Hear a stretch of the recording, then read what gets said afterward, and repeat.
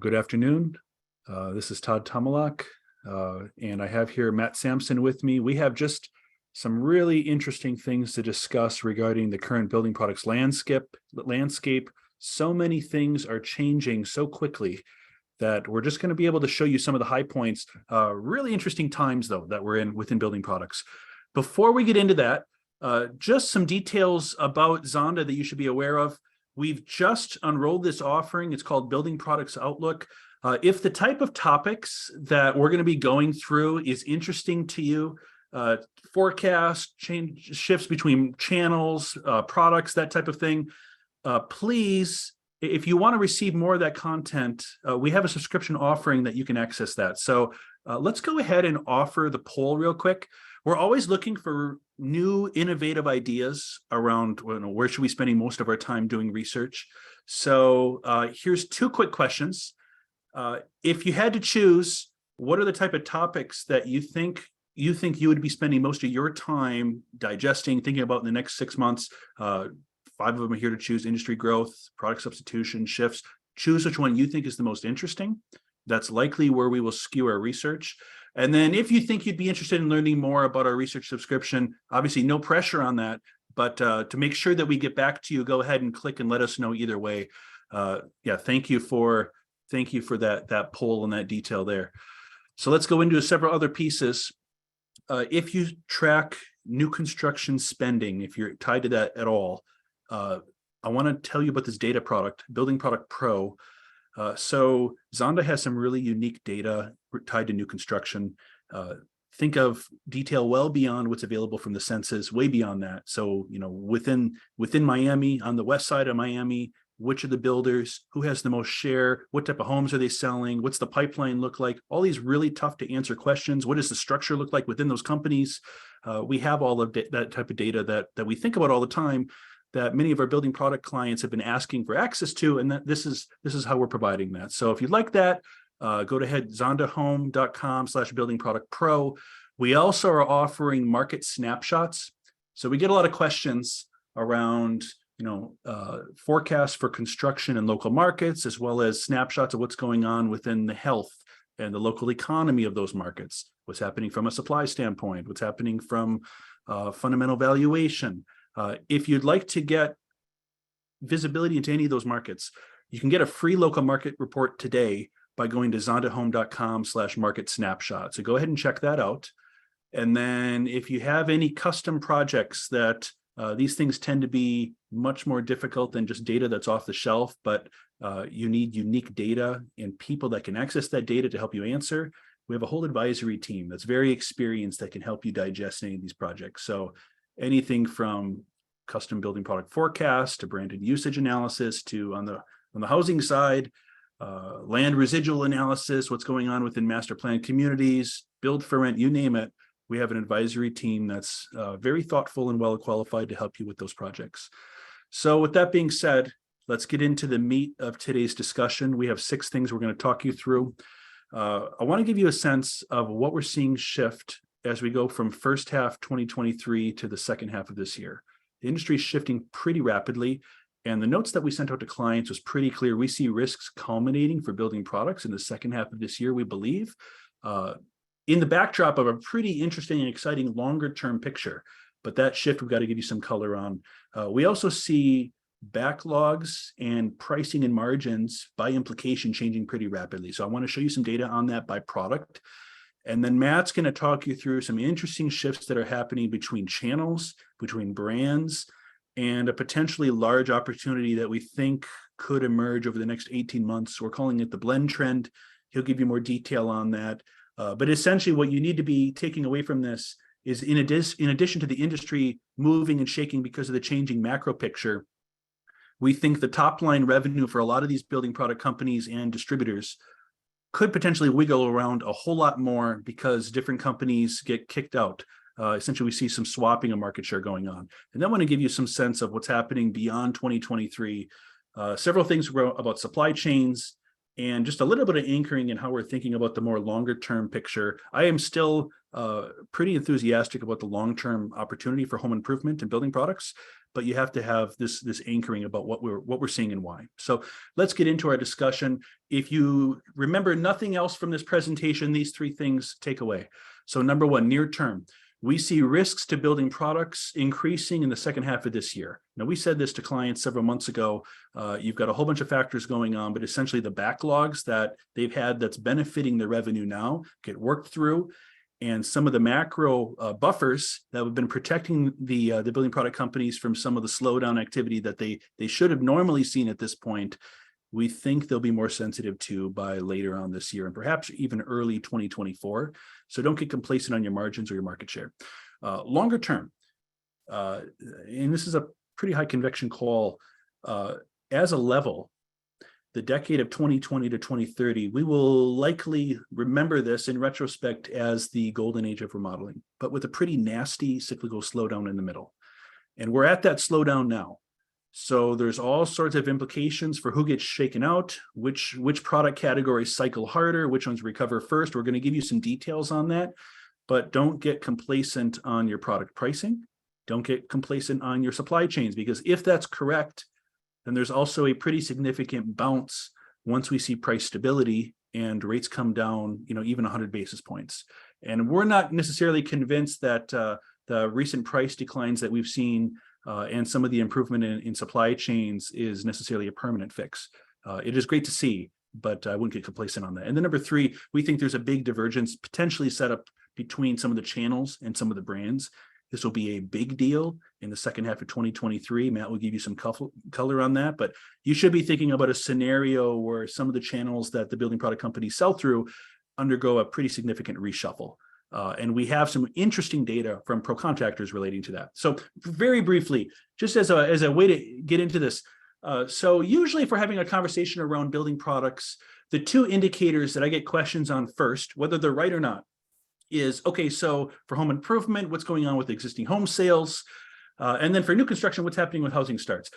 All of us know this information, but it's very clear that the housing market is slowing very rapidly, and the indicators that we would normally look at to gauge, an early indicator of which way home improvement's going, existing home sales, is falling at roughly twice the pace as it did during the financial crisis or the months leading up to the financial crisis. Housing starts is falling a little bit slower, but obviously still declining pretty significantly. In both cases, we saw a little bit of a bounce in February for existing home sales and for starts for very different reasons. The existing home sales bounce was likely driven to an improvement in mortgage rates. If remember, those are deferred contracts that take several months to show up in the February numbers. So that would have occurred in December or January. And then the February housing start print was very multifamily heavy, which take a long time to dollarize too. So another indicator that I like using when we're thinking about what's happening within building products, Zonda has just great data around what's happening from a traffic and cancellation rate standpoint. This number I find super interesting for our internal analysis, which is the conversion rate. So what's the quality of the people that are walking through homes, potentially looking to buy a home right now, as opposed to prior periods? And what just jumps out to me here from these numbers is that year to date, the quality of the builder traffic, now sales are down, traffic is down, but the people that are choosing to go look at new homes, which is obviously an indication of their interest to buy a home, is definitely rebounding with the spring season and is much more similar to what we saw during the boom period post-2020 than anything that we saw pre-pandemic before 2019 or earlier. So this makes me cautiously optimistic in terms of how quick we might see the market rebound when we see prices stabilize and mortgage rates come down just a fuzz, which we're beginning to see, potentially now. We'll see where that goes over the next 6 months. The underlying factor that's benefiting some of the building product companies that have already reported, and then this was real clear in the Q1 results, this is going to get more important over the next 6 months, is that you have this unique situation where a lot of the building product companies kind of gauge their market share versus starts. But the backlog of work in progress of the housing units under construction has never been higher than it is right now in the history of the data. And in fact, if I just look nominally at the level of housing units that are under construction, including the mix of multifamily, the current environment looks much more similarly, just in terms of scale of units being built, to the early 70s than any other period over the last 30 or 40 years. Now, why does this matter? It matters for building products in particular because of the timing of when the revenue shows up. So you get these real long build cycles that are longer than normal. It causes this very loose linkage for all these units that were started in even mid 2022, but are dollarizing in the second half or for first half of this year. And some of these multifamily units that were just started last month, which will take 12 to 18 months to dollarize for building products. Those are all kind of coming due now. So the starts look lower. The building product revenue to those starts actually is holding up relatively well versus what we might have guessed it if it had been a normal condition. The other thing that I'll mention about that early 70s experience is that if we were to take apart the entire construction value chain between labor and paid for services and various input costs and materials, and then do all of the extra work that the builders do for value adding, materials as a percentage of that overall value chain and overall construction gained about 200 basis points of share of that overall value chain. That's a huge number. It's a monster number. That means the manufacturers have a little bit more pricing power. The channels that have the right products and brands have a little bit more pricing power. And the level of those gains, that 200 basis points that they gained from, say, 1970 to 1973, that held in general up until about a decade later, after inflation was 100% beaten. So the backdrop that we have right now is generally been stronger than I think a lot of the companies that would have expected, done forecasting based on just looking at housing numbers would have expected, partly because of the similarities that we see here, this unique backlog that is benefiting some of the building product companies now. Shifting gears to home improvement. So Larry Summers made a comment pretty recently where he worried about the US economy facing a Wile E. Coyote moment. And of course, what he was referring to is, the scene where Wile E. Coyote runs past the cliff and continues to run until he realizes that there's nothing under him, and then he falls. If I had to choose one number that would give me Wile E. Coyote grief about predicting and forecasting home improvement spending, it would be changes in income. Changes in real income are as close as we can find a causal driver of home improvement spending as any other variable. They're more important than home prices. It's more important than mortgage rates. It's more important than available home equity. All those matter a whole lot, but they don't matter as much as changes in real income. And so that's really concerning when we see large declines roughly for the past year in annual changes in real personal income. This is on a trailing 12-month basis, because we should be seeing remodeling falling even more based on traditional analysis of what the models would have suggested should have happened based on sensitivities to changing income, but we haven't seen it yet. It's declining, but not as much as it should have. So is this Wile E. Coyote, or does it mean something else? Well, we think there's a buffer going on right now that's somewhat tempering the amount of impact from that decline of real income. And here's what I mean. So it has to do with the savings rate. Right before COVID initially hit, if we look at the overall volume of annual personal savings, we're at a run rate of roughly 2.2 trillion a year. And of course, during that initial wave of COVID, when home improvement was doing great, but people weren't spending on other things, we had a whole bunch of excess savings, also tied to some stimulus checks and transfer payments. 2 trillion extra savings than normal, than what we would normally see. That's almost a full year's worth of savings.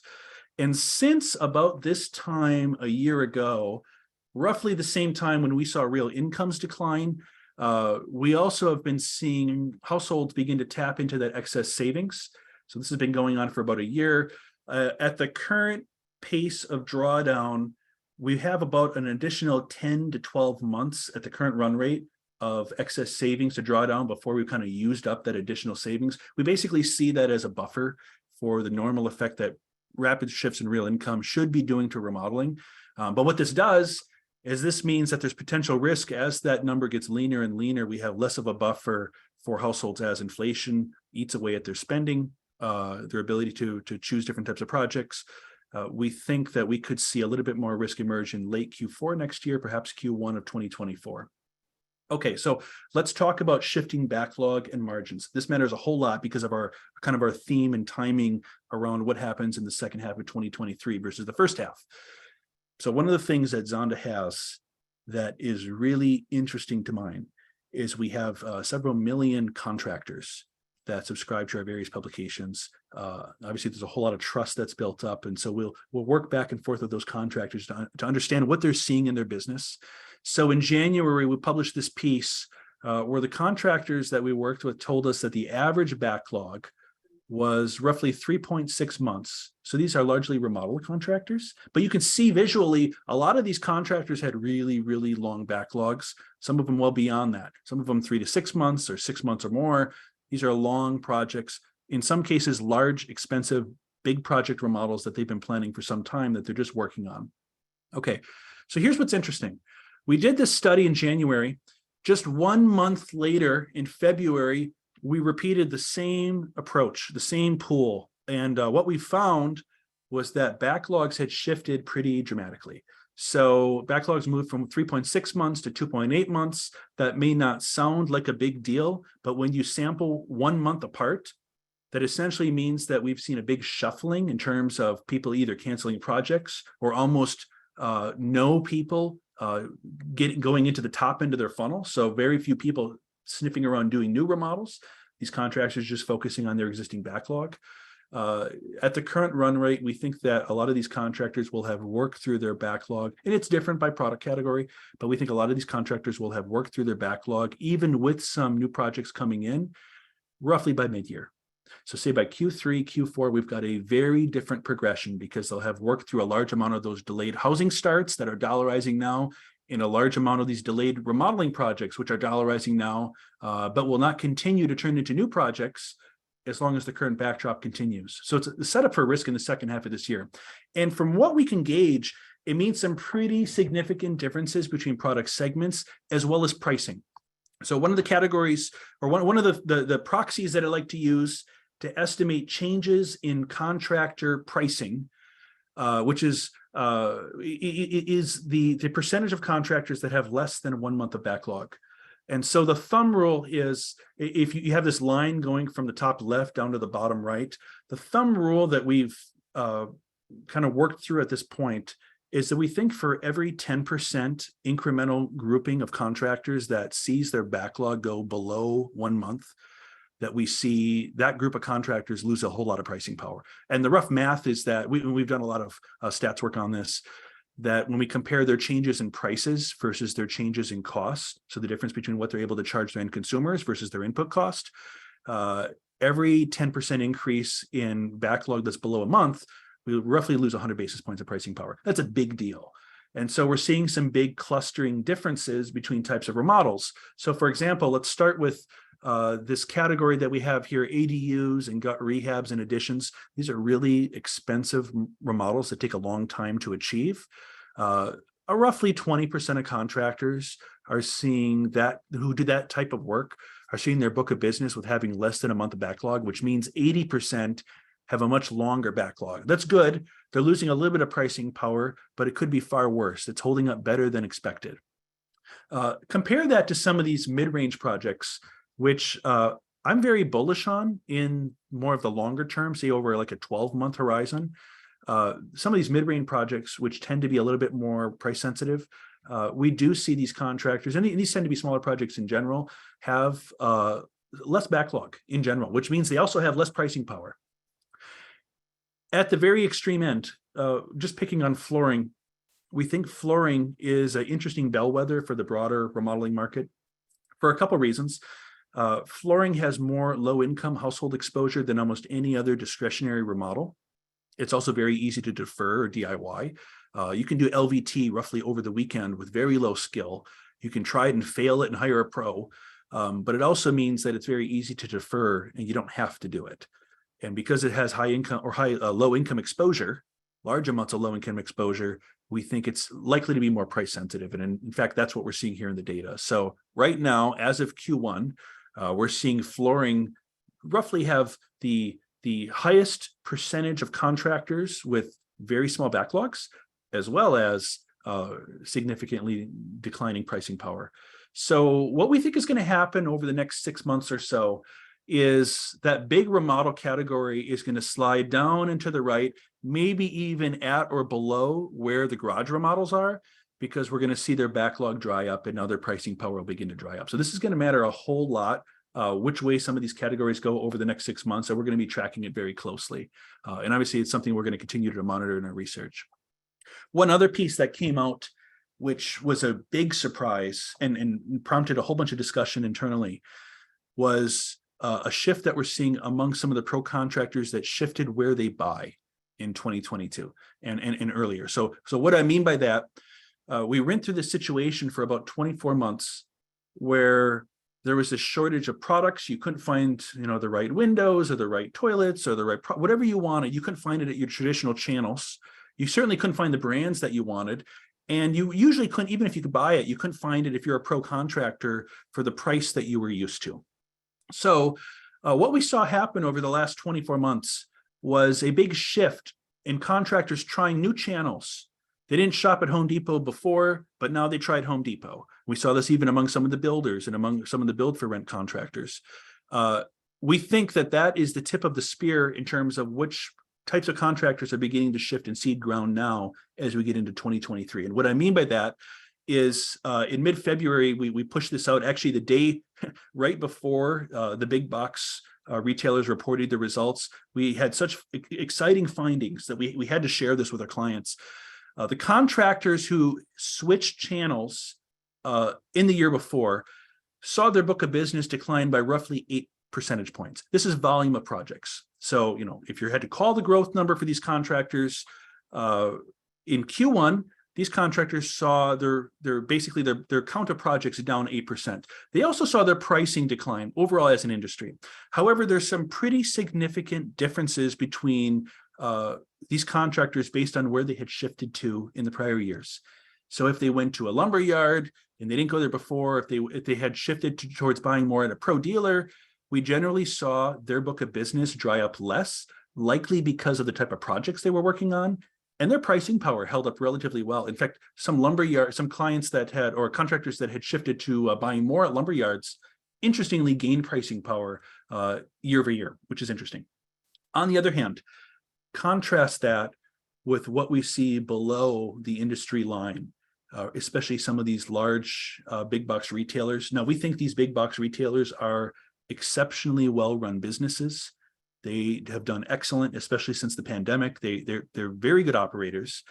However, a lot of the pro contractors that they've captured in the last 18 months have typically been smaller contractors with a smaller book of business. And that's exactly the contractors whose book of business has apparently been drying up the fastest. So if we look at Lowe's, just as a case study, the data is telling us that the contractors that switched to Lowe's, they didn't shop at Lowe's before, but in the last several years, they switched to buying more at Lowe's. That's exactly whose book of business was drying up, not just 7 or 8%, but maybe 10% or more, double digits. And their pricing power was eroding really, really rapidly. So obviously this has a lot of big implications based on, how much volume these channels continue to sell, who sells through them, what type of other changes they do. So with that, I'm going to go ahead and pass it over to Matt to continue the kind of some of the discussions of other findings we had around these channel and brand shifts. Thanks, Todd, and good afternoon, everybody. We're going to start by digging into how pro shopping behaviors are changing and why. We'll preview some data from Zonda's annual brand use studies, which actually just started to be released yesterday on builderonline.com. But here we're going to focus on just contractors for brevity, but know that we can always dig in. We can also dig into builders, and we can also, given very large base sizes, really kind of thin slice these pro segments. So the first factor we inspect for sales channel shifting is penetration. And that's defined as pros shop there at least once in the last year. They're going there. They're going there at some point. And it's clear here from these numbers, most of which are right around 0, that most channels are pretty flat. The pros are still coming in, and they're still shopping there to some extent. E-commerce and direct from manufacturer, however, are seeing big spikes.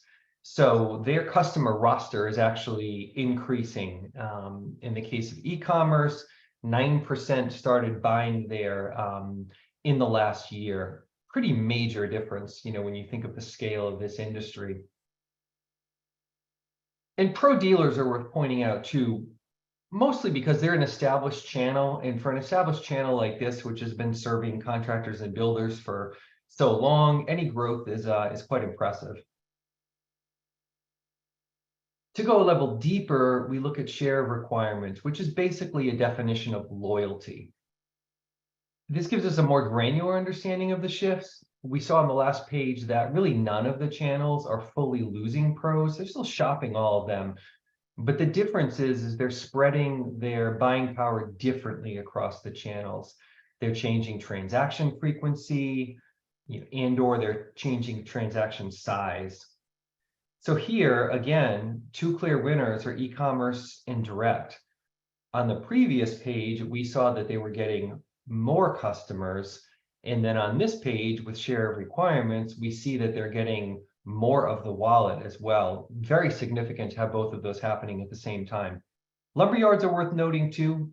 Again, a traditional channel has been serving the industry forever, seeing a significant change and an increase in share of requirements. Todd talked about more people shopping there in the last section. We're seeing a lot of love for this channel in general this year, just excellent ratings and a lot of movement towards them.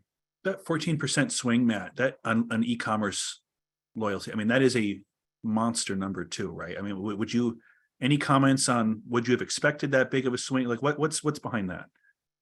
It's amazing. Yeah, thank you, Todd. It's amazing. I mean, not only on the last page, 9% more pros are shopping there, but then to say that 14 more cents of every dollar they spend every year goes there, that's tremendous. I think that means we've truly kind of hit the inflection point on e-commerce. People like Amazon.com, Wayfair.com. Now, this is e-commerce that doesn't have brick and mortar. So there's no HomeDepot.com, no Lowe's.com in here. This is purely untethered online sellers, which I know for a long time our industry has said they'll never win. You can't ship shingles on an Amazon truck. All true, but people are finding ways to buy things more and more there. So yeah, this is tremendous. We're going to have to keep watching how much this trajectory changes.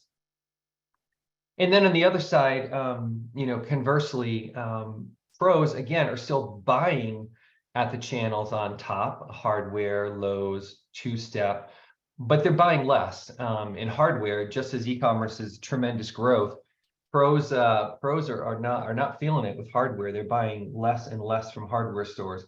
Still shopping, but to me, these are more use cases like they needed one extra box of nails. It's not worth driving to the dealer or the lumber yard. There's hardware store near the job site. They'll go there. But when they need to spend triple digits on something, they're going to go further, and get more choice, more price. And unless we see a real course correction among these channels on top, we predict these buying behavior shifts are really going to result in market share loss for hardware, for Lowe's, for two-step. Yeah. So let me, can I restate that just another way, just for our listeners? So build on it. Would it be right? Is this right to say that, essentially what we saw was these pro contractors that had converted over to new channels in the last 24 months, leading up to 2023.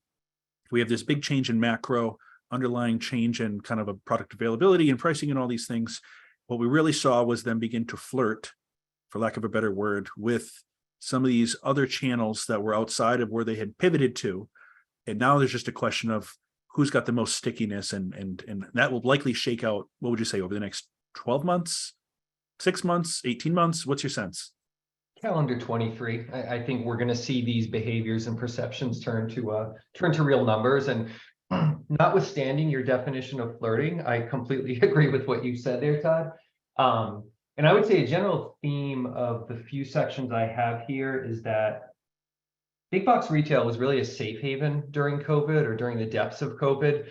They were getting inventory when most others couldn't. They were the last person, the last channel a manufacturer was going to put on allocation. Too dangerous. However, as Todd said, now that we're starting to see light at the end of the tunnel, supply chains are getting better, although not there yet. Both pros and consumers are exercising their options again, and to use Todd's word, they are going ahead and they are flirting and they're trying other channels. And as you'll see more and more, it's going well for them. That doesn't bode well to us in 2023. These behaviors, these perceptions will translate in share loss unless we see some real countermeasures. Fair, Todd? Yeah, no, interesting color. So beyond the behaviors, you look even a little bit further back on the spear, and there's perceptions. We feel there's some things that we're seeing, particularly in the way pros think about big box retail, that are going to really even exacerbate some of these issues. So on the left here, we've stacked up the sales channel factor importance to pros, most to least. So service level is the most important, 3.7 on a scale of 5, down to tool rental, 2.1 out of 5. And then the numbers that are on the black bars represent aggregate performance ratings for all channels. Go to the right and you see Home Depot's performance ratings and Lowe's performance ratings. Let me pull out an example that kind of shows, one of the extremes here. Staff knowledge, second most important factor. Overall, the channel gets a 3.5 out of 5 in staff knowledge. Move over to Home Depot and Lowe's, it gets a 2.7. So 70% rating down to a 54, significant difference. And and as we saw, obviously both of those retailers, who, as Todd said, run very, very excellently run their businesses and really get credit where they should in a lot of places, but we're seeing some real shifts away. And this starts to show us why. So when you rack and stack these factors, you've got to go all the way down to number 7 and 8, convenience and online ordering. Very important, but there's still 6 ahead of them. Got to go all the way down there for big box to card and advantage over the aggregate. You go towards the top, the most important, and 3 out of 4, both Depot and Lowe's are significantly behind it, behind average. So the industry is going to need to see countermeasures here, really both improving overall service in these retailers and staff knowledge to curb share loss and margin degradation. Obviously, staff knowledge, and we put this out right before the big call week. Obviously, those have been addressed, or they're being addressed, and and we'll see how much they are able to kind of pick up the all important top 2 factors here. Yeah, and Matt, just to clarify, I guess two quick questions to have you here. Okay. So I see this as, we think, let's just pick on the big box retailers. These are exceptionally well-run businesses. We're not bearish on the big box retailers, but we are saying your customers matter. And when your customers that you've gained begin to change the order of what matters to them the most, convenience and online ordering might have mattered a whole lot more in 2021 when there were no products. But now we're beginning to see issues where inventory is also where they did well, basically matched what is normally in inventory. We're kind of seeing these traditional factors reflop to the top. Is that right? Yeah, I think 2020-21 contractors and builders, we're really looking for subsistence level service, right? You need to physically have a product option on the floor that I can buy. Hopefully the price is reasonable, but the most important thing is I just need to be able to load it on my truck and go. That was success, and frankly, big box retail was better than anyone at that. They were going to be the last to be out of inventory during that period. But I think what you're saying, Todd, and I agree, is that now that we're getting back to a more normal time, the bar is raising, and people need staff knowledge again. They need to have a good service experience. And I think we're seeing that other channels are doing that really well. And what worked in 2020 and 21 really well for big box retail, there are going to need to be some growth in order to meet sort of more traditional requirements, I think, and hold those customers. Again, it's not that they're leaving entirely. Everyone still goes through the depot at some point, and Lowe's, just like you go through Walmart as a consumer. But the problem is they're using them for fewer and fewer of their category purchases. And I got one more. I got a text live during this from a question from Matt. So let me just give it to you. They must have really wanted to get to you. So just for our audience, we've got kind of a wide variety of audience members. Some are like deeply in building products, and some are more on the builder side. If you had to explain the difference between a pro dealer and a lumber yard, it would be what?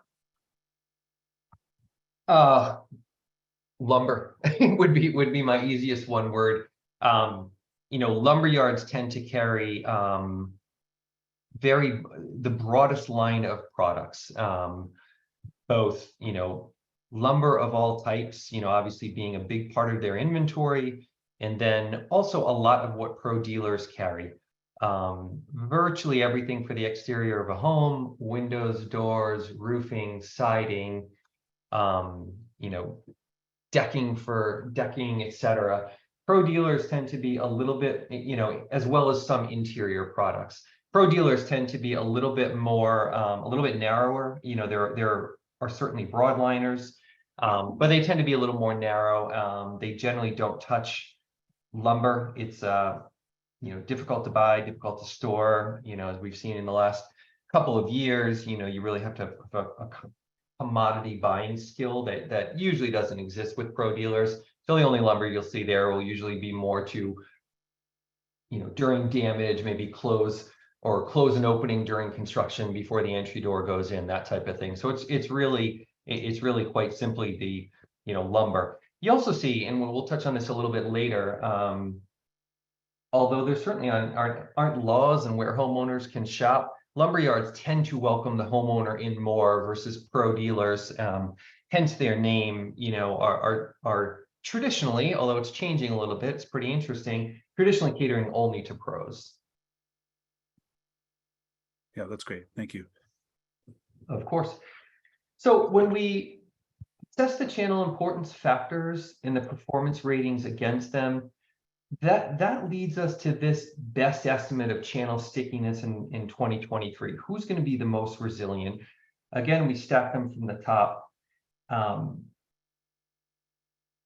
However, once you get from, so lumberyard, pro dealer, direct, paint, kitchen and bath, e-commerce, all pretty darn strong, all in the kind of low to middle-ish threes. Then we see a big fall off, though, going from e-commerce to the brick and mortar retail players. And here's why. It's really coming down to the difference above the line on service level, staff knowledge, and product delivery.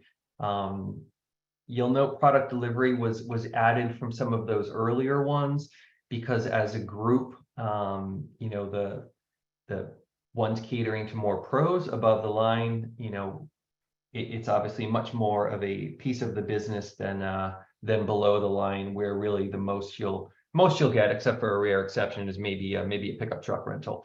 And so then in the black dots, we have kind of the delta between the stronger resilience or stickiness cluster and those that are less. Todd, anything here to close sales channels before I move over to brands? Excellent. Yeah. And again, just to reiterate, what we're identifying here is what's likely most poised to tip potentially and where it will tip among the pro contractors. So it's not really a long-term call, but it's a super important call about something that's going to move. And there's a lot of dollars associated with that, say over the next 12 months. So we're watching it closely. Keep going, Matt. Thank you. Thank you. No, I appreciate that. So last several pages, we unpacked sales channel perception and buying shifts that we think are going to create some tipping, some leaning, and ultimately have financial performance impact this year.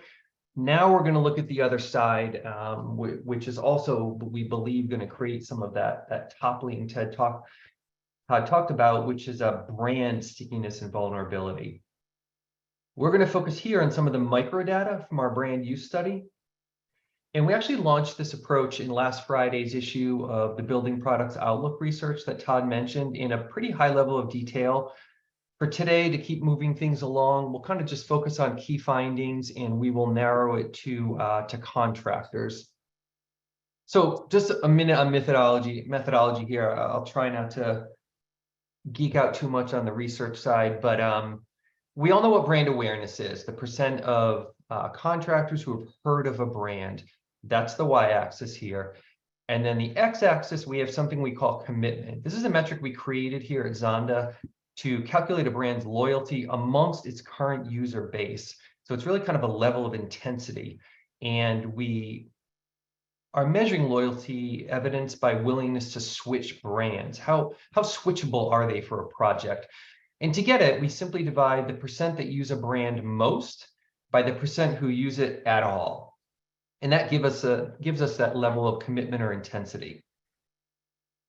And so what we're looking at here are results for just the top brands in about 10 key categories we track. Really, out of the 60 plus that we track, we picked 10 that we thought would be important to our subscribers and listeners here.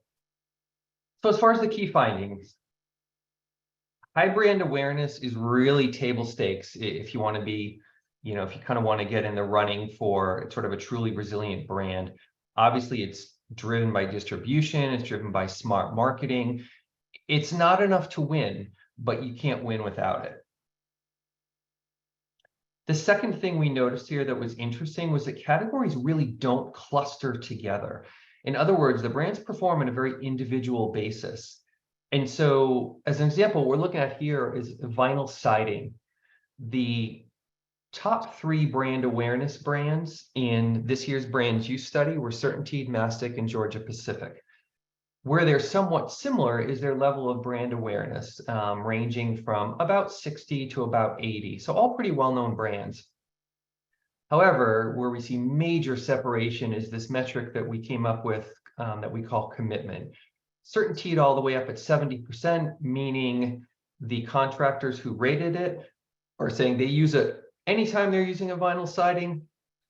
Almost every time it's going to be CertainTeed. They don't want to move off of that. Versus Georgia Pacific at 15%, very different story.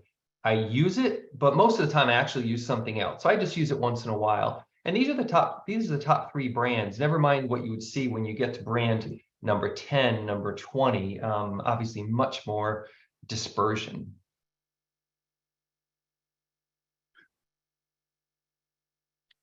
And so ultimately, you want to be in this upper right. This quadrant with the green, the green oval around it. They're especially sticky. They have high brand awareness. Contractors have heard of them, and they're resilient. They're not looking to switch away. They're going to fare quite well, very sticky into the headwinds of 2023. Conversely, very different story on the lower left. Not only is the brand awareness low among pros, all the way down to 30% at times, but so is the pro modeler commitment. And that's a dangerous combination. Brands that people haven't heard of as much for that category and that contractors are willing to move off of. And you can think of the myriad of reasons they would. Not only is it what's available where I want to buy the rest of my project today, who's running a promotion, who's going to, where can I use materials from another job? That's where you start to get much more risk into your profile.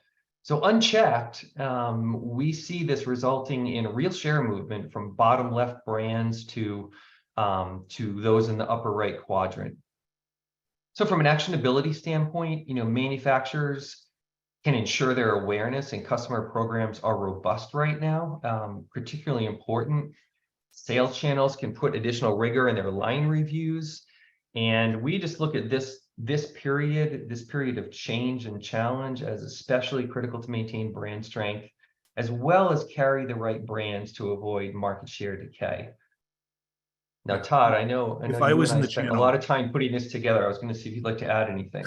all I was going to say, I mean, so we're in the business of, identifying risk and identifying, essentially who's going to win and who's best poised to win. So there is all sorts of other things that are apart from this graph that could cause, individual products to do well. However, if we were doing a line review today, this would be a graph we'd pay a whole lot of attention to, because it's to suggest if you're fighting for that marginal professional who you're after, and that there's this battle going on, kind of between the channels on that, which is happening right now.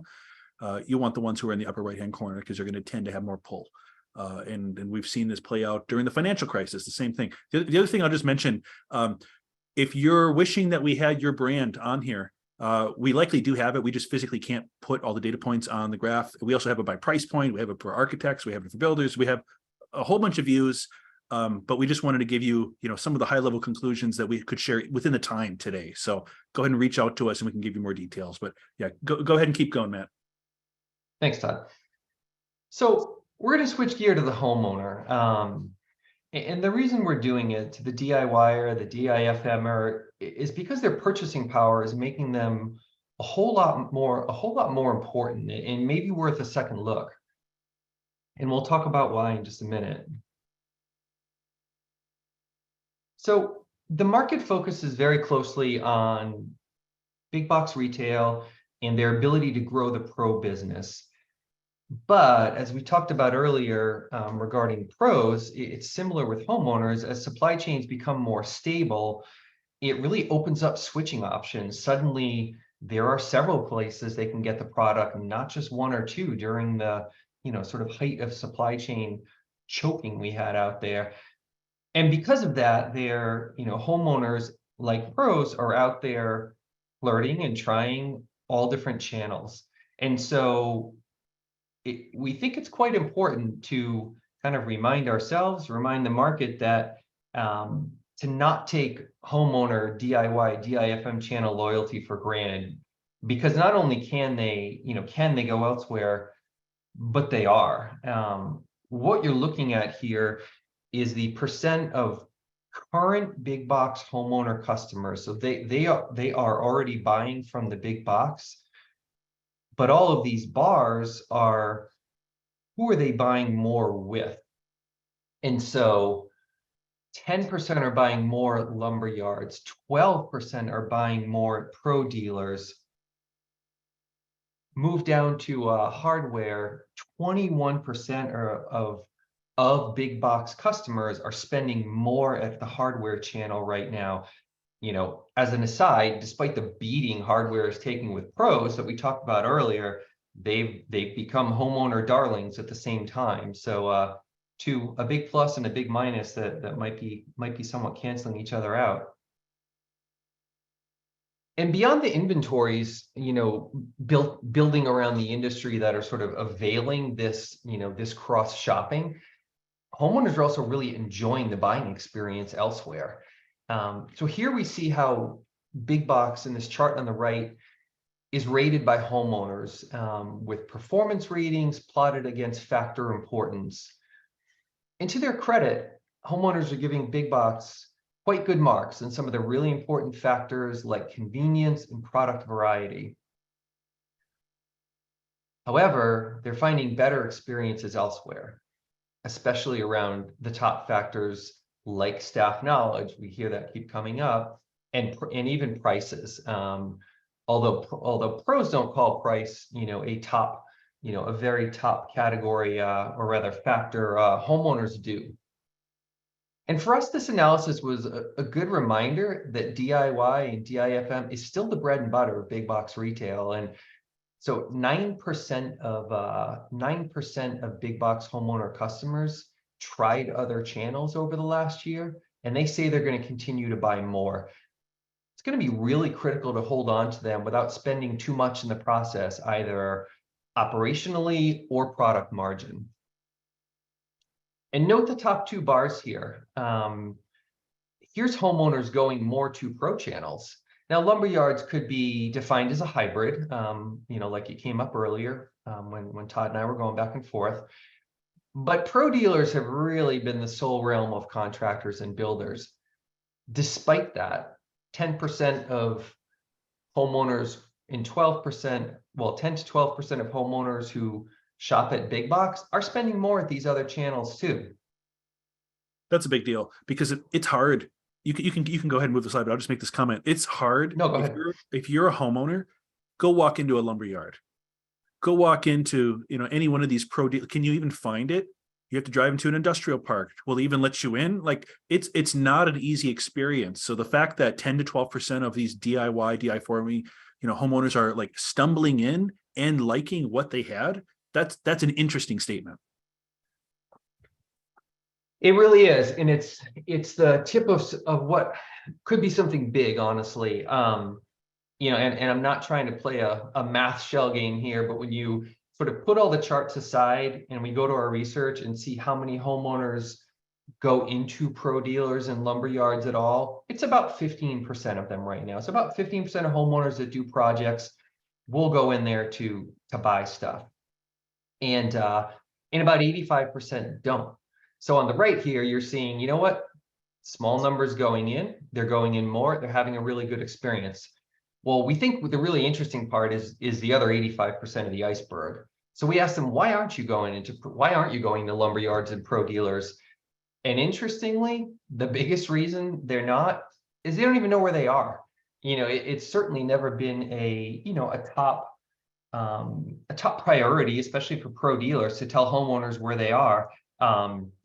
If anything, you could joke that they've tried to hide from homeowners in the past. And then the other factor, the other biggest reason they say that homeowners don't shop at these pro channels, I don't even know if I'm allowed to.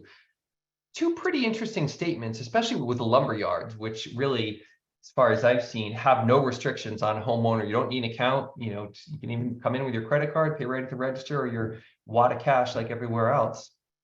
And so we think this is a real opportunity for the pro dealers and lumber yards to remedy these barriers if they want to, and we're not naive. We know that selling to homeowners can be hard for a pro channel. Homeowners need more assistance. They're not focused on getting in and out quickly like a pro is and getting right to the job site. Their time is money. And a slow homeowner can really choke the whole line at the sales counter of a dealer. So it can be might have to really thread the needle to do this. But we see real opportunity for the ones who will think about pivoting and also cater to homeowners. And the reason is, not only do they already have the staff, the product variety that homeowners really care about, but we also introduced something we called the blend trend in the fall. And it is that we are seeing more and more homeowners want to be a part of the projects that they hire pros for. Up to 35% of some project categories, homeowners want to be right there in the mix. And let's not forget, contractors are still very short labor. So as much as as an industry, we wanted to avoid this in the past, it might not be the worst thing in the world to have homeowners who want to leave the heavy lifting and the real skill work to pros, but then do some of the fungible tasks like cleaning, knocking down a wall, going to the dump, and purchasing products themselves. Most importantly for this discussion, purchasing products. So suddenly, homeowners are buying a lot more for a project that's going to involve a pro than they used to. What does that mean? That some of the building product purchase is being shifted from pros over to homeowners, who now have 39% of homeowners are spending over $5,000 every year on building materials. 12% of homeowners are spending over $10,000 a year. Suddenly, this collectively represents over $150 billion in homeowner purchases, which might be worth a second look by pro channels, despite the challenges it brings. And with that, I'll hand it back to you, Todd. Thank you. Okay, so we got a couple less big picture things that we think are really important for you to digest. What you're capturing here is really just the tip of the iceberg for some of the insights that we've been talking with our clients. But let me just give you a few things. So when I think about beyond 2023, is this pull forward of home improvement that we've experienced the last 24 months, or should we expect a resurgence of demand? We talked about this, golden age of remodeling. Here's a framework that is useful to think about the market. So, essentially we can think about remodeling spending being driven by the combination of the desire or the need to remodel, as well as the household's ability to remodel. What we have happening right now is the ability, which could be income, it could be credit, a variety of reasons, is basically hamstrung. There's still the underlying need to remodel in a lot of instances, which drives what we believe is a deferred remodel spend. If we were to see that underlying need destroyed, which could happen due to like an enormous credit event, if people, lost a significant amount of home equity, they might just lose the desire to remodel and then give up. We don't think we're anywhere near that. But that's an interesting framework to think about, because when we look at what's happening right now, essentially what we have is the factors that drive the ability to remodel, real incomes, which matters a lot, home prices, which matters a lot, changes in available credit and mortgage rates, this recession fear. If you just plug that into a model, and you can calibrate this a whole bunch of different ways, but it's pretty hard to get to a number other than -15 to -20% normally, unless there's some mitigating factor going on, and we think there is. So we talked about one of the mitigating factors being excess savings, which is buffering the impact of real income. You also have this huge buildup of record home equity with real low subprime exposure, which is buffering any changes in home prices. And we have this, the edges of a baby boom for households in their mid-30s, especially women, obviously who are involved in that in their mid-30s. I'm talking like multiples of standard deviations, unusual births going on up through Q3 of last year. It matters a whole lot for home improvement. On the desire to remodel front, here's what I would think through. So we have this wave of household formation that's underway. We have this underlying backdrop of all these outdated homes, which were built in the early 2000s, which we have a whole lot of data on all of this. And then there's this matching problem, which I just want to give you a little bit of visibility to. Basically, these people who bought homes in the last few years, we think had a poor match, and it's going to drive marginal home improvement spending. We have data on this. So just here's a real brief case study. September 6, 2020, take yourself back. This is a real photo of real buyers who are trying to buy a home in Nassau County, New York. There's all these buyers waiting just to get in and tour it. There's more of them inside. You know how these things played out. One of the buyers won the home, and they waived all the inspections. It might have not been the ideal home that they wanted, but if they didn't buy it, they would lose to one of these myriad other buyers. So you've had this ultra low inventory environment causing very poor quality matches of home buyers. Why does this matter? Because when we go do like any measure of how well people are satisfied with their home purchase, we just did, out of curiosity, we did an experiment looking at could we calculate a net promoter score by the vintage of when they moved in? And we found basically there's two groups that we believe are going to drive most of the remodeling spending over the next few years. So to anchor you, here, the red dot is the net promoter score. It's a poor score of people who have lived in their home over 10 years. Compare that to people who moved in their home 2 to 5 years ago, a little bit higher net promoter score. They're going to even spend a little bit more and do more remodels than those who lived in their homes over 10 years ago. But look at the black dot here, which is people who moved into their homes, call it 6 to 10 years ago, and they have a boatload of equity because they have 10 years of home price appreciation. They love their homes. They're not planning on moving at all, and they're planning on investing and staying with their homes for good. So this is a low mobility, extra investment remodel where they might put in higher end materials. Here's the people who purchased homes after 2020. So these are people who purchased homes, basically had to fight to get the home, very frustrated with the process, poor net promoter scores, but they are absolutely planning on improving their homes. So we think the green dot and the black dot are the two to focus on for the next 24 months. We've done data cross-tabbing what planned projects these groups are planning on doing. It's really interesting. There's some big differences. One of the categories I would just point you to, and we have a lot more on this, but one of the categories I would point you to, look on the exterior of the home, front doors, cladding, windows. Here we have the relative cost retained from Zonda's cost versus value study, which we just completed in 2023 versus 2020. Look at this rotation that's happened to exterior product categories. The interior product categories we love, they're great product categories, but we're not seeing the same type of home price appreciation from those right now. The exterior ones are absolutely, and there's a whole additional story here to this, which we can talk about later, but a rotation to some of these exterior product categories, we believe, which by the way, ties to the amount of high income versus low income exposure that some of these remodels have. So we're just picking on siding. People who do siding remodels tend to live in their homes longer. They're a little bit older. They have more money. If they're going to buy a home, it's also going to have a nice looking exterior, or they're going to fix it. So we're going to see some pretty big differences between product types. And just one last point, I hear a lot of comments about supply chains being fixed, like we're out of the woods, like we don't have to worry. And we hear you in the sense of product availability is much, much better than it was 12 months ago.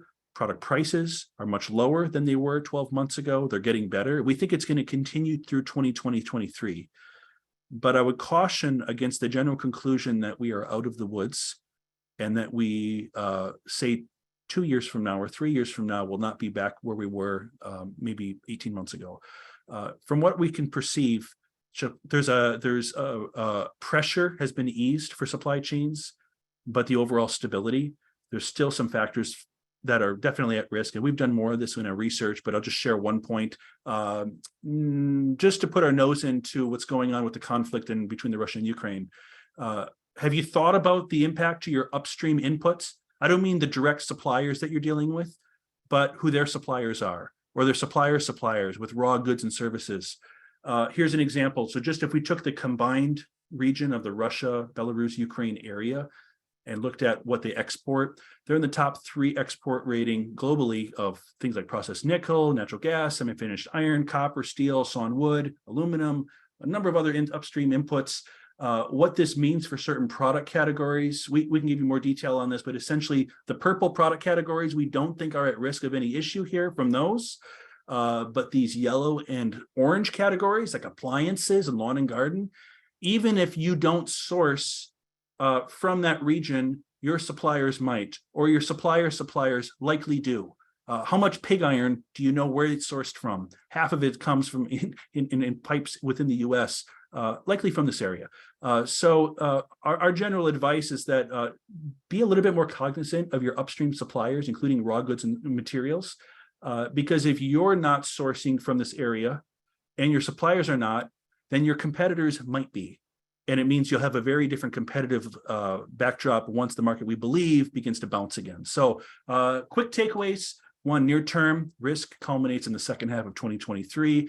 We generally, and we put this forecast out in January, expected -7% to -9% of building product spending in 2023. It's a significant decline. That's second half loaded. Okay. Our research subscribers will get a new forecast this month, which will be different than that, but that's what we are currently running in Q1. Long term, we think this decade of 2020 to 2030 will be remembered as the golden age of remodeling, but we're at that cyclical slowdown that we're facing right now. So don't get complacent on your product pricing. Prices are down because demand is down. So availability is better because demand is down, but demand will rebound. And that could be interesting to find out where those resource from and what the efficiency looks like then. And then there's a pretty significant setup for a reshuffling between channels and brands. And we're going to watch this super closely, potentially big differences in revenue as that begins to occur. So there's a whole bunch of questions that rolled in. We're out of time. So please go ahead and reach out to us. On the right is our emails, or there's going to be the opportunity to take a survey at the end of this presentation if you'd like more information. Please go ahead and take that too. Send us a note if you have any questions too. We always value your feedback. Thank you again for joining us. Thank you.